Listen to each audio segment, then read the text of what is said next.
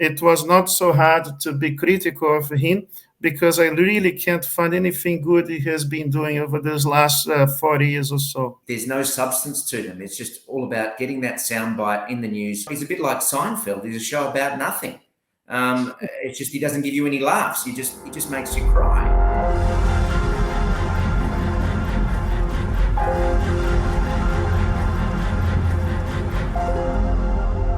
Let's talk about who Scott Morrison is. You've written a book, Deconstructing the Prime Minister, essentially critically analysing him. Augusto, Scott Morrison is somebody who's been on the political scene for a little while in Australia, more than a little while. He's ascended to the highest office in the land, that of Prime Minister. Who exactly is Scott Morrison? He is a very strange character. Unfortunately, the promises that he made before this election were absolutely not delivered. So Rocco and I have never ceased to be disappointed with his performance. And this is something that started even before the tragedy of the COVID management, when the Prime Minister made some very strange statements, for instance, regarding an important topic for me, which is the topic of free speech. His comments about Israel for law were absolutely disgraceful, telling me that if he really is what he claims to be, namely a Christian, it seems that the Christian values and principles that are derived from Scripture have never been entirely received by him in a proper manner. I can tell, for instance, about the way he prejudged Cardinal Pellowe, for instance, assuming that he was guilty before a proper end of the legal proceedings. The case still had to go to the High Court, and he was threatening to remove his Order of Australia. That is a despicable thing to do.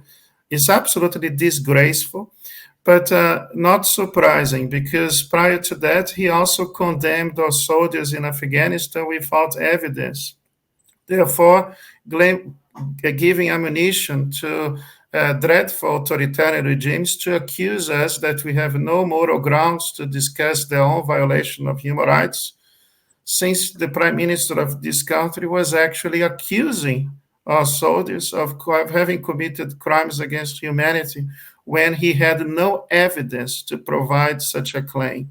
So he never ceases to disappoint me. I find him to be a very dubious character, and I'm actually very happy to deconstruct him, but not in the fact that he can be deconstructed in having a substantial content to his message, because he, as a matter of fact, is so much of an empty vessel that James Allen even told us there is not so much to deconstruct in Scott Morrison, because he basically does nothing, and he can easily prove so.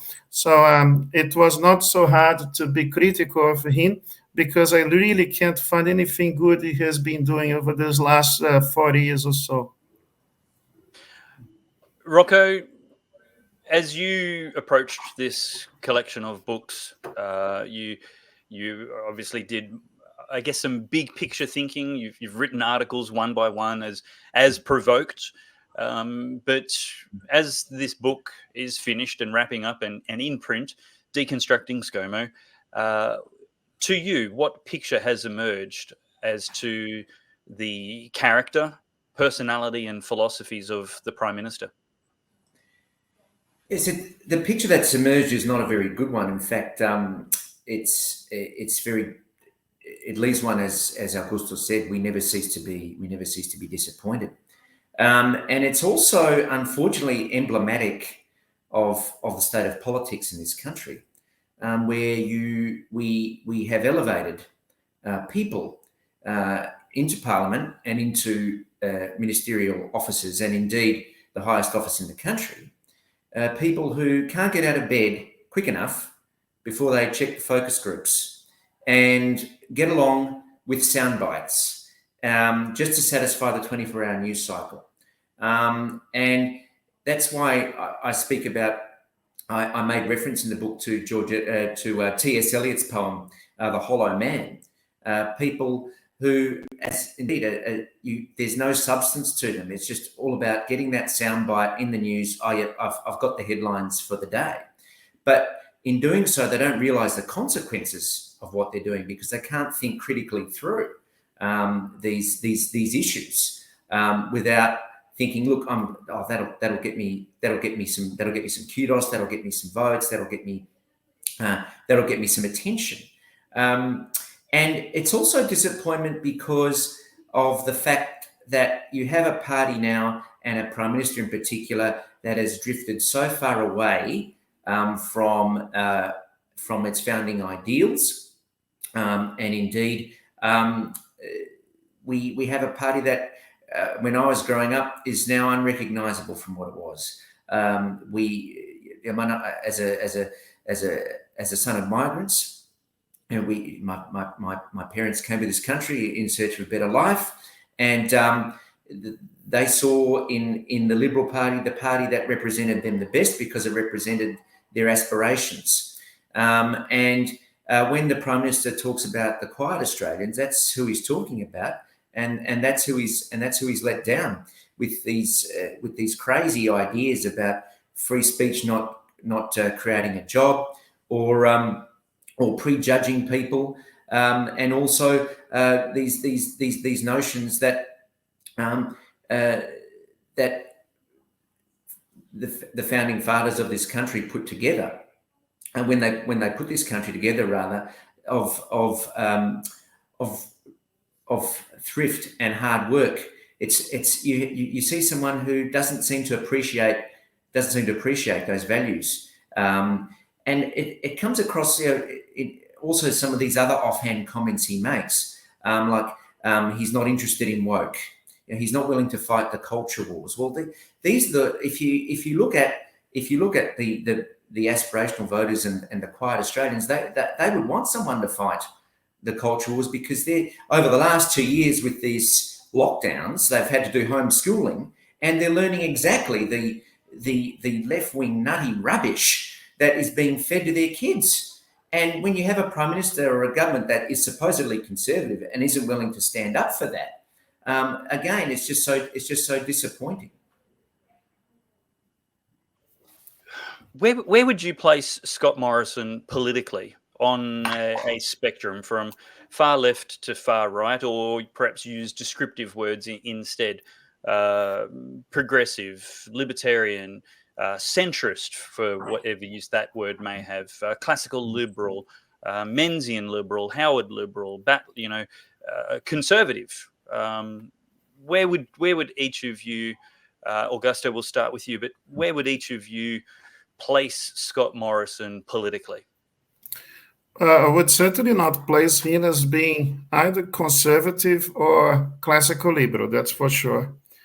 One of the demonstrations of his left-wing worldview is when there was that terrible tragedy in New South Wales, where innocent people were executed by a radical leftist.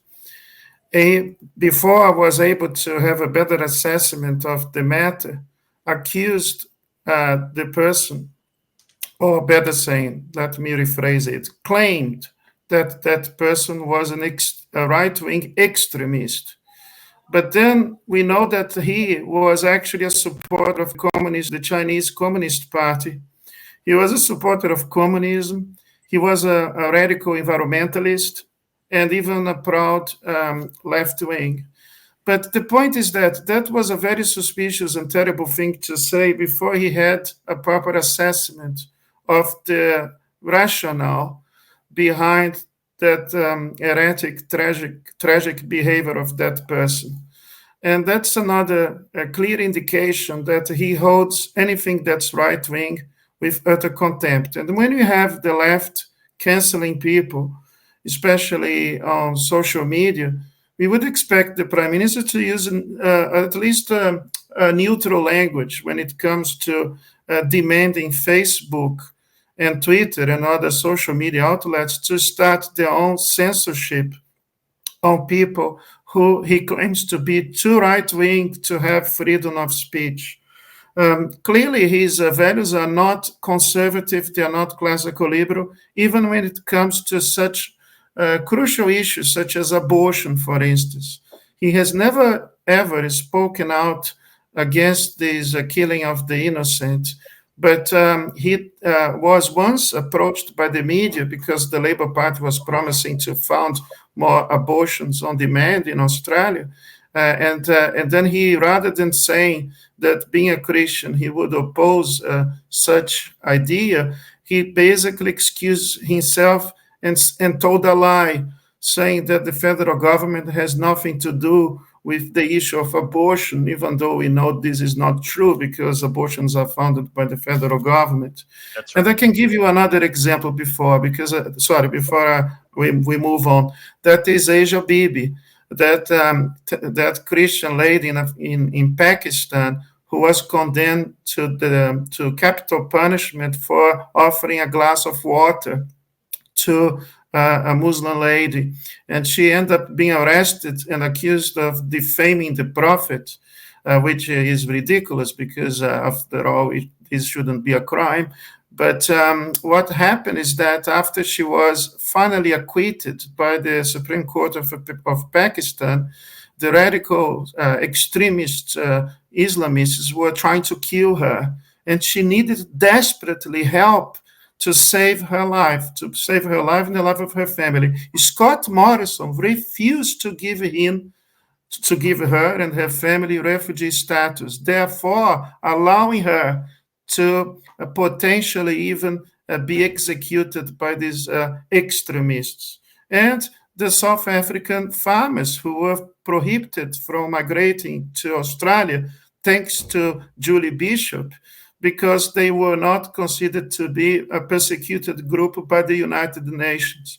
Scott Morrison has blood in his hands if any of these people who didn't get the visa end up being assassinated.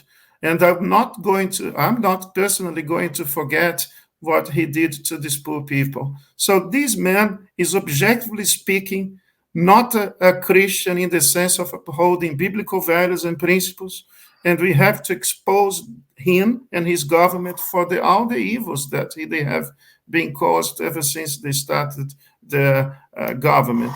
So that's the reason as to why Rocco and I got so motivated to write this book.